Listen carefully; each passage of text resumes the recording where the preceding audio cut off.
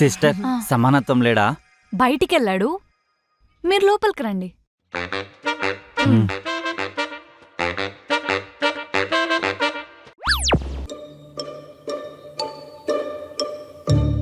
ఏంటి టెన్షన్గా ఉన్నావు? ఈ అమ్మాయి పేరు మేఘన. ప్రేమించుకున్నాం, పెళ్లి చేసుకుందామని.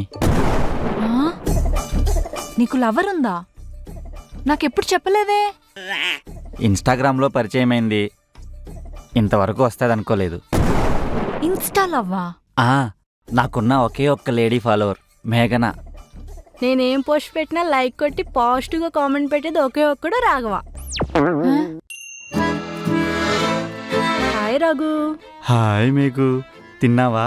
ఇప్పుడే తిన్నా. మరి నువ్వు తిన్నావు కదా, నా ఆకలి తీరిపోద్దిలే. How cute. చిన్నప్పటి నుంచి నేను అంతేలే. ఎప్పుడు చూసినా ఇన్స్టాగ్రామ్ డీపీలో మహేష్ బాబు ఫోటో పెడతావు కానీ నీ ఫోటో పెట్టవెందుకు? నేను చాలా బాగుంటాను కదా, దిష్టి తగులుతుందని మా అమ్మ పిక్స్ పెట్టనివ్వదు. మళ్ళీ నువ్వు సో క్యూట్.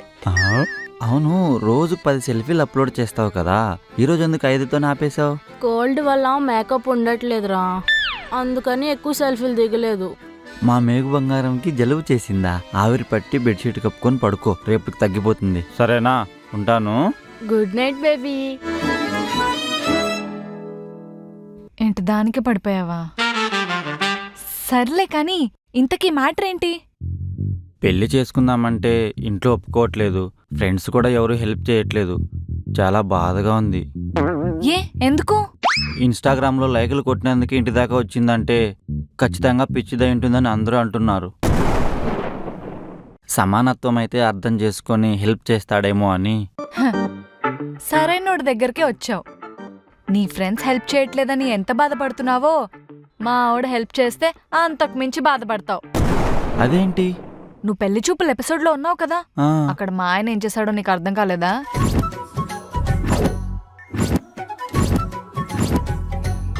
అంటే ఆ రోజు సమానత్వం మీద కంటే స్నాక్స్ మీద కొంచెం ఎక్కువ కాన్సన్ట్రేషన్ చేసిన.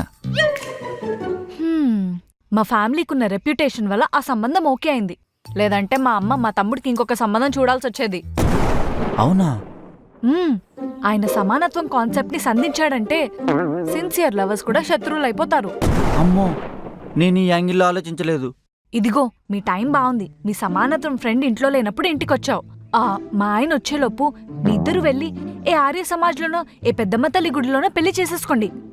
సరే. హే, ఏంది అంత రిలాక్స్ గా కూర్చున్నావు? లే పదా, పారిపోదాం.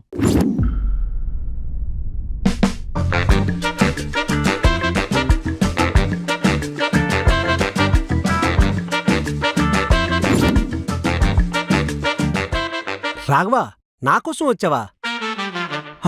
నీకోసమే వచ్చే సమానత్వం. ఈ అమ్మాయి ఎవరు? నీ లవరా? ఏ చిచి, ఈ అమ్మాయి నా లవర్ ఏంటి?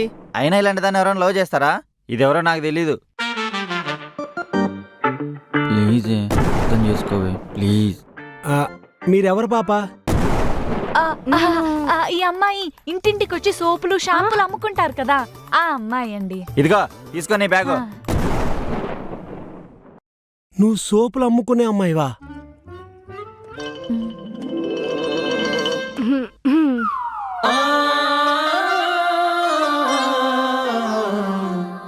మేడం, నేను A to Z కంపెనీ నుంచి సేల్స్ గర్ల్స్ మేడం.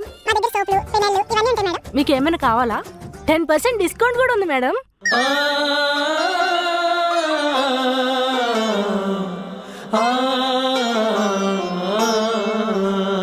నువ్వు లోపలికి రా పాపా. రాఘవా, నువ్వు కూడా లోపలికి రా. ఏమండి, ఈ అమ్మాయి లోపలికి ఎందుకండి? మన ఇంట్లో సోపులు షాంపూలు అన్నీ ఉన్నాయి, అందుకే ఈ అమ్మాయిని పంపించేద్దాం. కరెక్టే సమానత్వం, పెద్దగా అందంగా కూడా లేదు. ఇదెందుకు లోపలికి పంపించి?